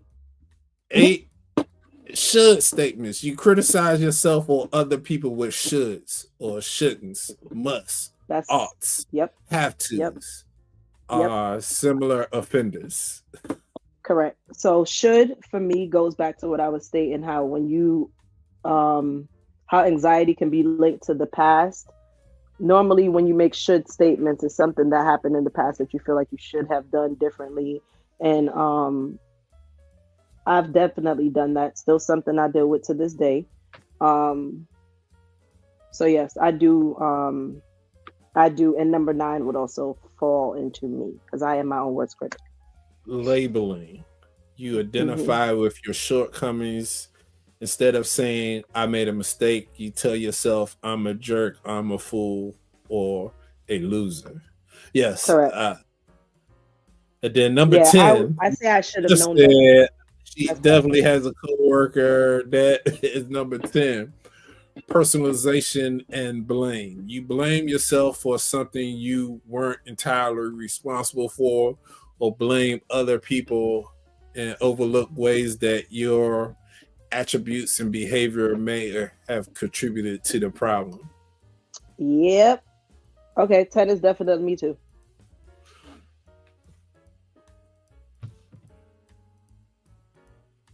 I think in some aspect we all have all of these. I think it's just the extremes that make it that make it a problematic. Correct. Because yes, everybody, I think people co-work blames other people and does Yep. So for 10 for me, okay, the little something I think I've worked through or maybe still working through, I don't know. But for the longest I blamed myself for becoming a single mother. Obviously I didn't have a kid by myself. Obviously I didn't do it by myself, but I took on most of the blame myself. Because it becomes one of those things of you should have known better. I think also it's a hard thing for me when I deal with people and I try to give grace. And I know that I probably shouldn't, but we're taught you should give grace nonetheless. And then when things don't work out or it comes out the way that I thought it would, then I then blame myself because it's like, again, you should have known better. But I also have to remind myself now that I've gotten older, you can think something, but you don't know something until it actually happens. And once it does happen, and now you have the clarification and the certainty in it, how you operate in it after, it's entirely up to you. So I stopped blaming myself for not being Professor X and being able to predict what people are going to do and how they operate and my reason for not seeing the future. Shout out to my best friend because she taught me that. But yeah, I blamed myself a lot of the times for a lot of my shortcomings or things that happened. And of course, it wasn't just me. It was other parties involved, but I still normally take most of the blame. And it's hard for me to it was hard for me to forgive myself for a lot of the decisions I made in the past, which kind of had me stuck for a while. So yeah. Yeah. Hey, I will that say should have known better is deadly. Jumping to conclusions is a big one for me. Like dealing with anxiety is because the anxiety is produced due to your jumping to conclusions. Correct. Like you having this thought in your head that is unproven, unrealistic. Mm-hmm. Like even if there's a negative outcome, you'll survive. You'll survive. And like while we were away, I jumped to a conclusion so far. I had a panic attack at work. and like it was my Whoa. first time ever Having it. one. Yeah. And I kind of feel like the therapy has made it to where my feelings are raw. And so it's like a lot of people that you say what? You're having awareness. It's like what they say when the blinders come off. Happening out of my control where me just shutting down the emotions all the way, this wasn't possible. It was before it wasn't possible to have a panic attack because I'm not emotionally in tune in order to have one. It gets better, but yes, because so for me, with my mom being diagnosed, that was the first time I ever had panic attacks in my life. Like I didn't have them as a kid, I did not have them as an adult, but it was just like once she got diagnosed, I remember one day just being home chilling and starting to feel like, oh my God, I can't fucking breathe. Like what the fuck is going on? I'm thinking I'm dying. There's a heart attack happening. Went to the emergency room, and at this time I was on birth control, so they ran a whole bunch of tests, make sure it wasn't a blood clot. They ran all these fucking tests, took 1,000,001 vials of blood, gave me a fucking what's that? The EKG that monitors your heart. All of this shit, they had me strapped up, and then they finished all the tests just to tell me like, no, it's mental. You good physically, but it's mental. And I was like, it ain't mental. It's not mental. What the fuck are they talking about? I've never had this happen to me, and ended up putting myself into therapy. And that's when I started learning anxiety. You have anxiety, and that what does this mean? And I did my homework. When I said I dived in, I dedicated literally those first 2 years on just understanding what the fuck anxiety was. Because I hated the panic attacks. Like I remember my best friend, she will tell you, I used to cry and I was like, why is this happening to me? Something is wrong with me. Why is it, I thought it was like, I played the blame game. Something was wrong with me for the longest. And I used to always cry, well, why is this happening? Why is this happening? What did I do to deserve this? I thought that this was a punishment for something that I might have done. Like God was punishing me. Man, I went through so much shit when I first got diagnosed with anxiety and panic disorder. And it was just like, I'm gonna have to be on medication. My mind went so many ways when it happened. Yeah. I'm like, I'm gonna have to be on meds. I'm officially crazy. Like I done so much shit. That's what made my mind race. Is like, yo. Yeah, like I gotta be medicated. My brain is not functioning normal. And then it was like, as I started learning about it, shout out to therapy, Dr. Dunkley, 4 years, and I still love this lady to this day. But it helps once you can identify what's actually happening, what's triggering it, and you learn how to literally pull yourself. It gets to the point where you can feel the panic attack coming and you can pull yourself out of it. Yeah. What I did to survive mine is I hit Google. I was like, Google. Knowledge helps. Like Google, how do you stop a panic attack? So it was I'm laughing, but I get it. I fully get it. No, I get it. Because I was at work. I had my coffee. It was regular routine, but I knew it was like something like, yo, I'm tripping over yes, here. caffeine can also trigger it too, because that automatically affects your heart, your racing, and all of that. So it took like 30 minutes of me doing a breathing routine in order to like get myself back. So funny enough, hold on, because I have it in front of me. I'll show you. But this is one of them. I keep one of these in my bags at all times, and I keep a bottle of water in my bag at all times. You have to distract your brain. So normally I focus on my breathing, and I have a squeeze toy, and I just squeeze. Because people don't know, like I talk about anxiety casually now because I've dealt with it for so many years. But every time I get on that fucking bus and have to go to work, I'm anxious. I don't know. I know that the odds of something happening to me on that bus is little to nothing, but it still makes me feel anxious. Right. Oh yeah. So to cope with it, I normally keep a bottle of water, my squishy toy, and my breathing techniques.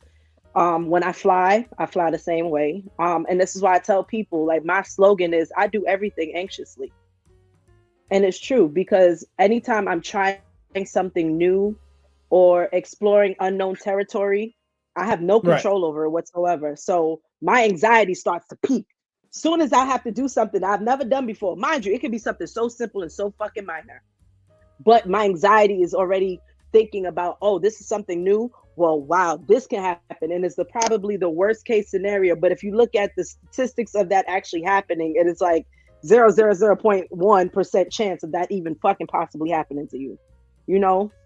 So it's like learning things like that, including logic as much as possible, and not just relying on how you feel or what your brain is telling you to feel. Right. So yeah, and, I do everything. What's shocking to me is like the things that produce anxiety for me is nothing but in my head. Yes. Like me going places by myself or doing new things, like traveling overseas by myself, not a problem. But let me in my head think that this girl gonna tell me no, not like me. Oh my goodness. Right. I'm going crazy. That's how our brains operate. There's no logic in the anxiety. There's none. It's just a fear that your brain is producing and creating for no apparent reason other than scare the shit out of you.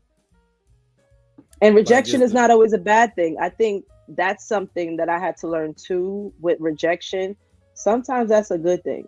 Sometimes people are rejecting us, and it's a blessing in disguise that we don't even fucking know. Like sometimes if you believe in a higher power, just chuck that shit up to that motherfucker knew something you didn't know. That's the best way to deal with rejection, because I've rejected people and I know I had my reasons that had nothing to do with them. You know what I'm saying? It's just something that I rejected them for. So for me, it's like that person probably internalized it like, oh, it must be me. It's something that I did, or it's the way I look. And it's like, it has nothing to fucking do with you. This is me. It's all me. I would say for men that's viewing this, like approaching women, like that rejection and that dynamic has most of the time has nothing to do with you because they don't know you. Correct. They don't know you. So that's the hard part, because we're so visual, we expect the so visual to be placed upon us. So no, we ain't slow like y'all. I'm joking. I'm joking.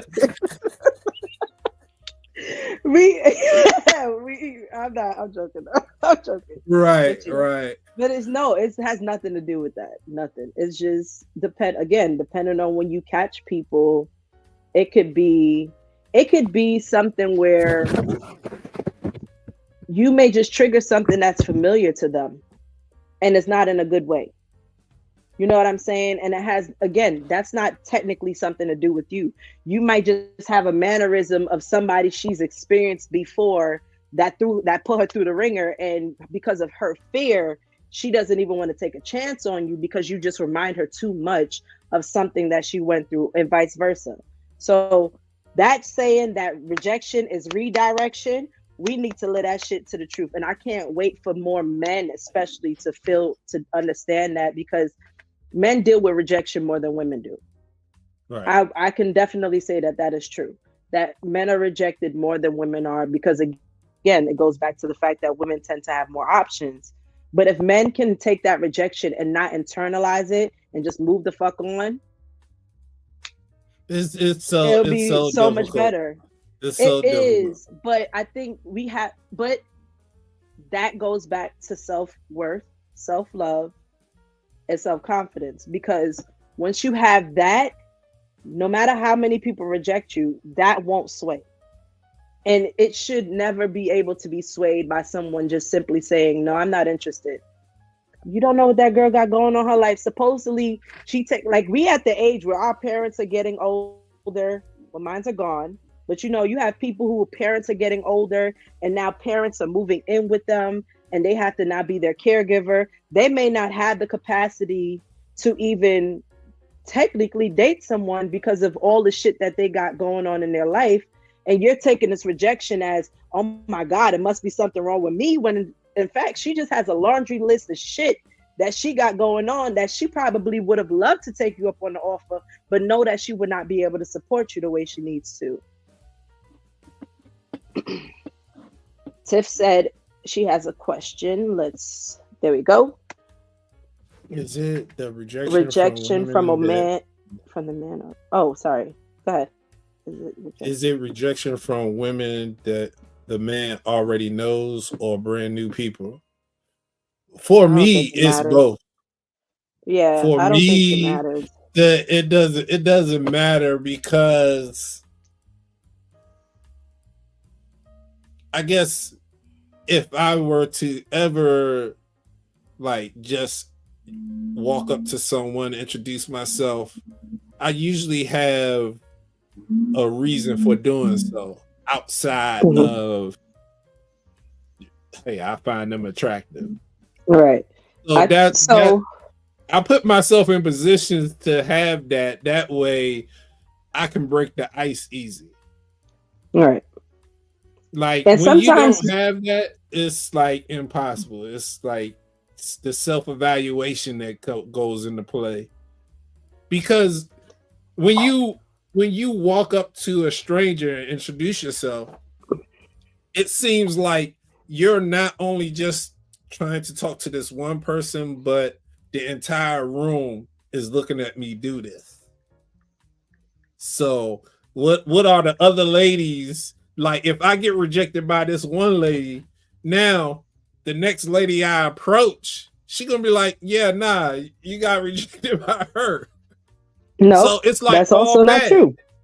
No, it's not, because that's not always the case. Just because you were rejected by someone else doesn't necessarily mean the person that could be next to that same person will reject you. It could be a circle of friends, and you could talk to one person and that person may be like, oh no, you're just not my type, or whatever the fuck it is they thinking. But the next to them is probably in their head like, damn, I wish he would have said something to me. That's why I'm like, if no it's a two women of are friends, the same. No two women are the same. And you never know what the other people are looking for. Everyone's looking for something different. Right. Every single person is looking for something different.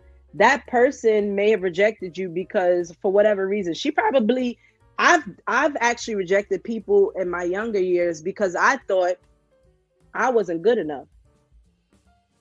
So rejection, again, not always right. That's rejection is not always because that person may not be good enough. Sometimes it may be a situation where it's like, oh, I don't think I'm on their level.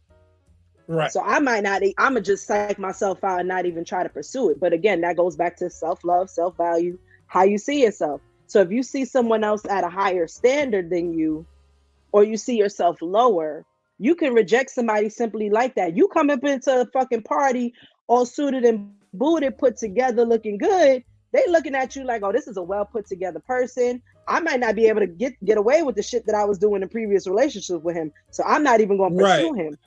But again, people are internalizing and thinking like, oh, it must be something wrong with me. And it's like, no, what's for you is for you. What is for you is for you. We can't, that is the realest line. Whoever wrote that shit, chef's kiss, because it's true. We'll find today one person will reject us for whatever the fuck reason. And then you'll find somebody the next day that will adore you for being the same fucking person you are. You don't change. And there's absolutely no reason to change. That's why when I always hear people talking about things they got to improve about dating, we all have to improve. And we'll spend our entire lifetime doing it. But the person for you is going to want to be there while that process is going on, while the improvement is happening. They're not going to hold that against you and say, oh, now we got to wait for the finished product. There's no such thing as a finished product.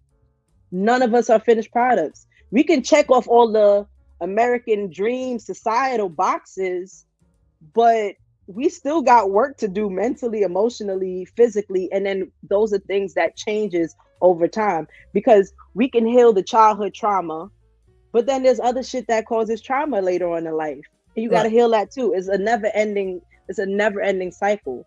So at this point, we just want people that will allow us the space to grow, not criticize us, not belittle us, not put us down for the changes that need to happen. Someone, and this is why I said I do want someone who will challenge me, because I want someone who is encouraging of my changes, encouraging me to improve, because a person who's encouraging that will allow me to be the flawed individual I am and go on that journey of, oh, I see that she used to do this, but I see that she's now doing this. They're going to pay attention to those changes that I'm looking to make, or like I said, influence them. So, yeah, rejection ain't worth a shit. Fuck it. It don't have nothing to do with your actual value. You're still the same person you were the day before they rejected you. Right. Yep. It's like, I think maybe time.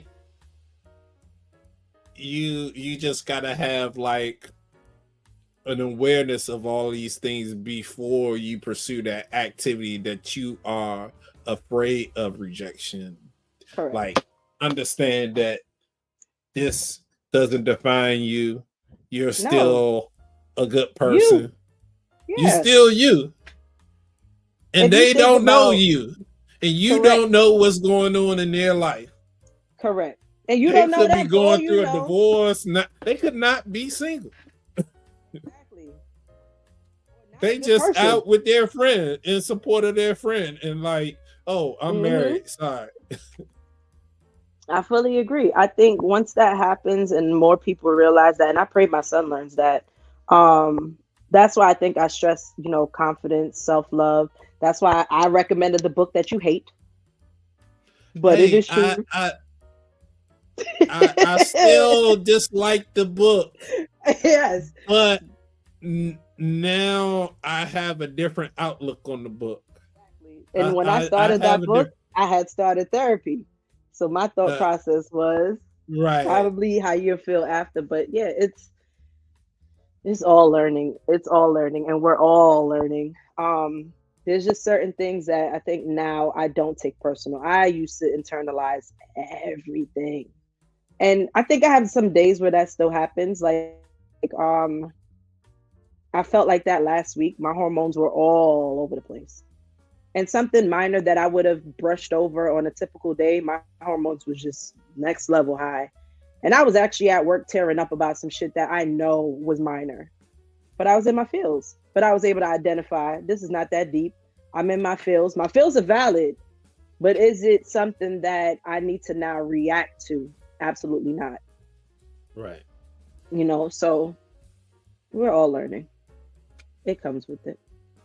I really want to see how you feel like after a year of therapy, because that shit changes you. And I'm still trying to figure out if it's a good thing. But I mean, the self-awareness is great.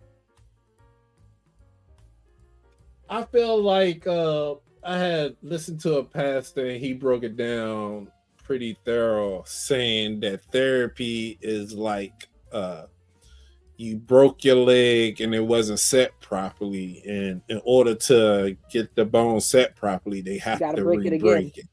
Yep, that's why I said I want to know how you feel after therapy re-breaks you in order to heal. Reprogram. Mm-hmm. So right now, hold on, we got a question. So right now, I'm in the broken spot. The broken spot sucks. Yeah. So, I'm hoping, like, I'm optimistic that the healing I will heal correctly. The book that I've read recently was basically, do I have it around? I don't have it around, but it's called the Feeling Good. It was basically the book that this cognitive distortions came from. It's called let's share it with the people. Feeling Good, the New Mood Therapy. Okay. Who's the author so people can know? Dr. David Burns. Dr. David Burns. Okay. And Samantha, to answer your question, the book is The Self-Love Experiment, 15 principles of becoming more kind, compassionate, and accepting of yourself. And the author is Shannon Kaiser. I'm gonna write it in the chat. Yeah, that I think that is definitely helpful. But yes, therapy, the first couple months is, first off, I think therapy, the first couple months is you literally finding out that you didn't know you had issues. And you didn't know that certain things actually bothered you and stuck with you. I feel like the first stages of therapy is just focused on childhood trauma first. And then after you get out of that part of it, then it's focused on learning how to now deal with those traumas and that trigger, and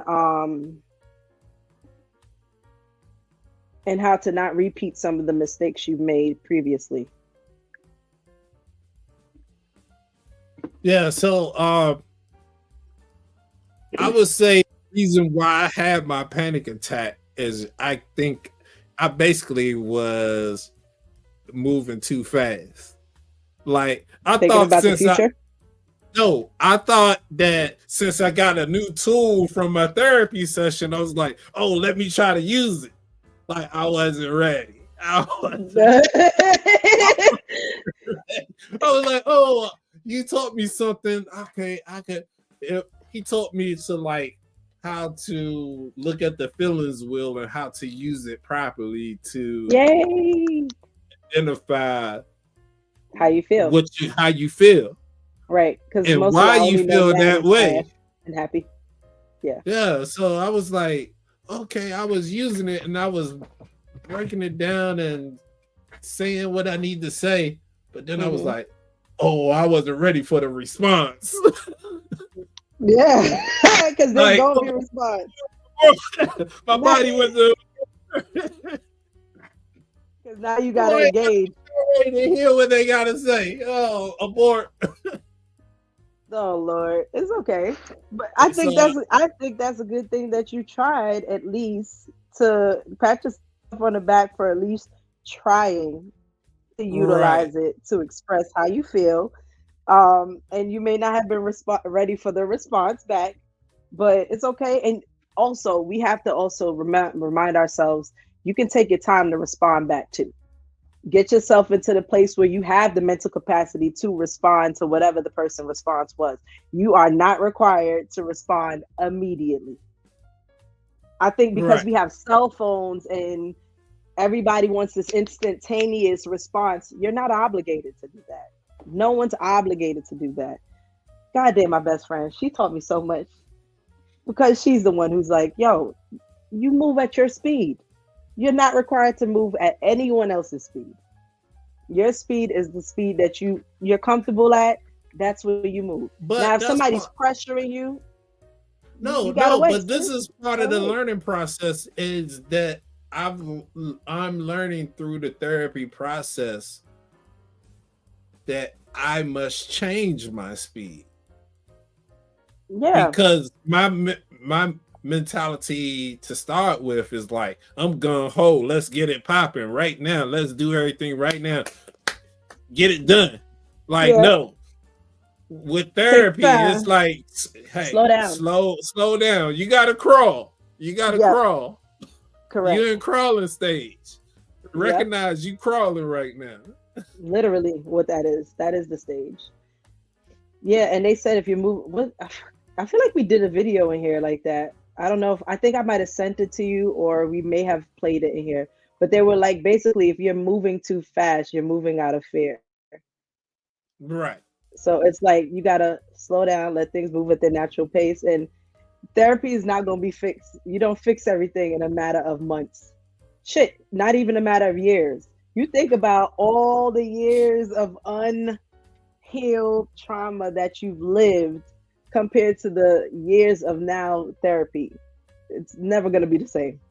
This is where we should listen to our elders. I agree. Because like they didn't have the explanation of why certain things were the way they were. But if you could just look at waiting till marriage to have sex, you know how much trauma you can avoid. Listen, I said it to myself. Like, again, I was raised Pentecostal, so I was raised to believe the Bible. And I've sat down and I'm like, if people actually followed the words that were in this book, none of this bullshit that's in the world would exist. None of it. Like, all of this is a residual of the fact that we chose to do things that we were not supposed to do in the way we were not supposed to do it.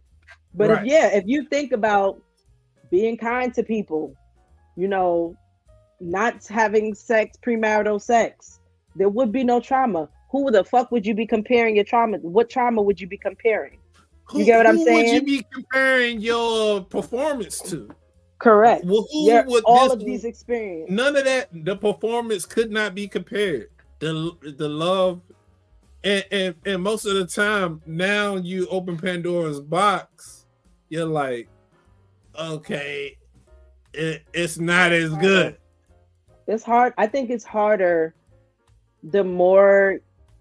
I feel like the more you engage with people in the romantic sense, it does more harm than good if it's not something that's leading to marriage. If it's not a courtship that's with the intentions of, oh, we're going to get married. I think when you lead to the situationships, the hookup culture, I'll date you, but I don't really have any plan of what the fuck we're doing later on in life. Like, people didn't date just to date before. Like, people always dated with the intentions of marriage being the end goal. I think once we took that away, it's changed everything because it's made it so much harder. Date just to date before. People had to get permission of fathers to date daughters before. Exactly. So there was a barrier to entry just to start the process. So now you don't. There's no barrier anymore. People don't even tell people they're dating anymore. Right. We hide who we date now because we want to take our L's in silence. That shit is crazy. And I'm guilty of it too. Because I tell people all the time, I'm not posting anyone if we're not engaged. What am I posting you for? For us to post for 6 months and then break up and then I got cake on my face? No, I'm not doing that. But I think also the telling your family or having people you respect involved, they can be a screen that stops. They should be a screen. That stops some of the trauma from infiltrating.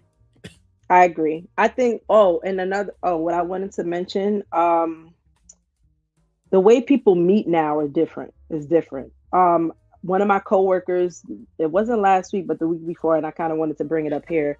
How she met her husband was through a blind date because mutual friends set them up. I think that is also a big major reason a lot of relationships dynamic has changed because no one's vetting this person for you. This person doesn't come with recommendation or resource. There's nothing. You meet people now online that are complete strangers. You don't know them from Adam. They tell you whatever story they tell you. There's no way for you to verify unless maybe a background check. But if it's not on a background check, you'll still never know. But people before were actually being paired together, either by family, friends, church people. Like, I feel like that's why those relationships ended up lasting and working the way they do is because, oh, I know he wants to be married. I know she wants to be married. I think he's a good person. I think she's a good person. We need to introduce them. Listen, Ciara just did that. Ciara and Russell Wilson just did that for Normani, and I don't know the man's name because I don't follow football, but Russell Wilson and Ciara introduced them a couple years ago, and they just announced their engagement. Yeah. So the proof is in the pudding. We need hookups. I think that it shows the importance of who your friend circle is, because it absolutely shows that. Because if you know that you wouldn't date any of the people that they would suggest, or you don't trust their opinion on people to date, you may be with the wrong people. I want to say I 1,000% agree, and that's why I think for me, I made a decision a couple weeks ago. I wanted to find a church because I have friends in my life that are for everything but the spiritual part of my life. I don't have that. I don't have a spiritual circle of friends that I can actually talk about certain things with, that I feel or whatever, because not every environment is for that. And I started looking for churches, but I'm like, I live in a predominantly white neighborhood, and I'm sorry, I don't want to go to a white church. I need my peoples. Well, I have one I can suggest to you, but I'm not sure how far away it is from you. But I know he has a church in New Jersey. Send it. Let me see, because it might not be far. I mean, as long as if it's Central Jersey, I can do that, because my aunt is in Central Jersey, and I could always just make it a family thing where we just all go to church that Sunday. Okay. But if it's in Newark, forget about it. I'm not doing that drive. That's an hour and a half. But yeah, I am looking for people that are more aligned in that sense of, I always talk about my personal conversations with God, and I always talk about wanting to get a closer relationship with him. And it's like, well, what steps have I actually made to do so? You know? And I think that is going to be a major step, because I have not been to church, and my mom passed in 2018, so maybe 2017 was the last time I went to church, and that was because she started going back. But I was raised in it, and then I just kind of stopped going. But I want to go back, because that is a good place to be. It makes you feel good when you leave. And I think it does something to the mental as well. Because I think you kind of leave, it's like you go in there a little bit dirty, but then when you come out, you feel a little bit clean. And it's like you're a little bit conscious of the decisions you make for a couple of days before you backslide into the same shit, because you don't make it like a consistent thing. So, and I don't think that all religious people are like, oh, Ewing. I don't think that's, let me see. I know of it. I don't know exactly where. But let me see. Give me 1 second. I follow this pastor on YouTube, and he has a church in New Jersey. That's I will go. He is 43 minutes from me. I would do it. That's like going towards Trenton. So actually, my aunt would be probably about 20 minutes. So maybe I'll ask if she want to go next Sunday. But if not, I'll just go by myself. All right. Thank you. See? Yeah. That's yes, something that I've seen beneficial as well as church with therapy. It's like, I know, so it's like trying to change the subconscious thoughts that I have, like those instant negative thoughts. And I feel as though having positivity poured into you in all aspects has a chance of improving your thought process. Yeah, your thought process. Faith is that's what faith pretty much is. Like, I think you'll have less negative thoughts if you have a strong faith also, because if you believe in the word of, God got you, you are protected, you are loved, you are, cherished, the negative thought of something bad happening kind of eases a bit, because it's like, oh, I know that there's a higher being looking out for my best interest, whatever that may be, even if I don't agree with it, even if I don't know what it is, even if I can't see it, So I think faith does play a role in it, because I think when I was going through the traumatic experience I went through with my parents, I started praying a lot more. I started reading up a lot more, because that reassurance, that confusion that I felt, that was the only thing that could help. People could not help.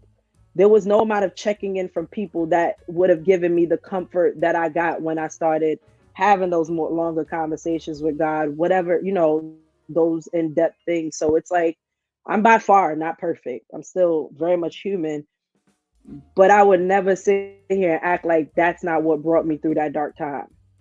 Because it was.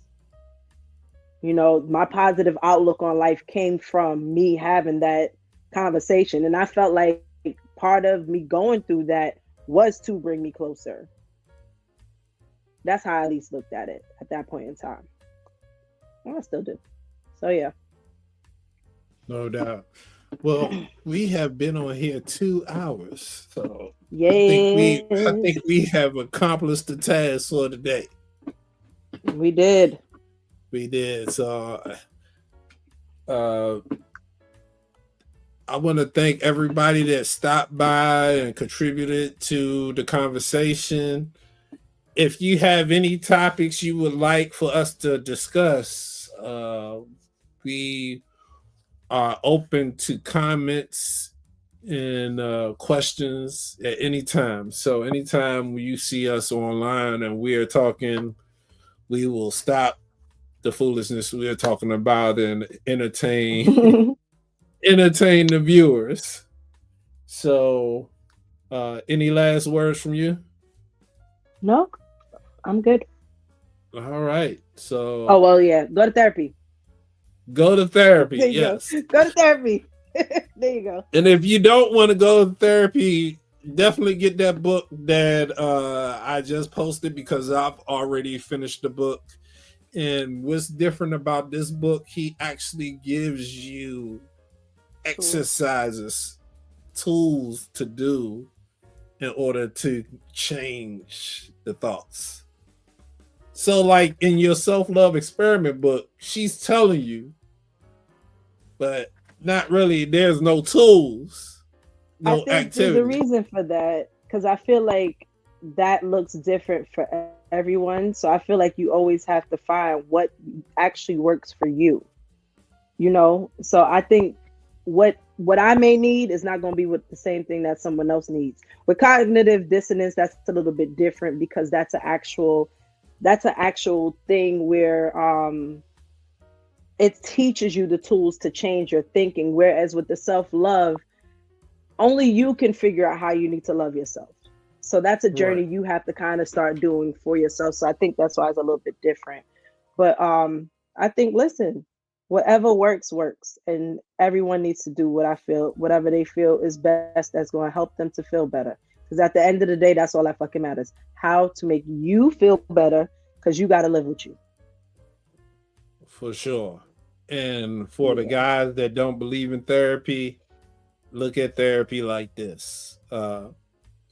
If you play basketball for professionally, or you want to play basketball professionally, you have a coach. The coach has more experience. He sees the game differently than the players on the court. Mm-hmm. Therapist is essentially the coach for processing life events. And he or she will see things differently than you see them, and will help you out in that way. And it's like, if you play 5-on-5, your team doesn't have a coach versus a team with a coach. I think the team with the coach will win. Like, you may be good, but I'm pretty sure the team with the coach that already has plays constructed, they will put a beating on you. So hey, don't discount therapy until you try it. That part. And that's what we're going to end it right there. Y'all have a great day.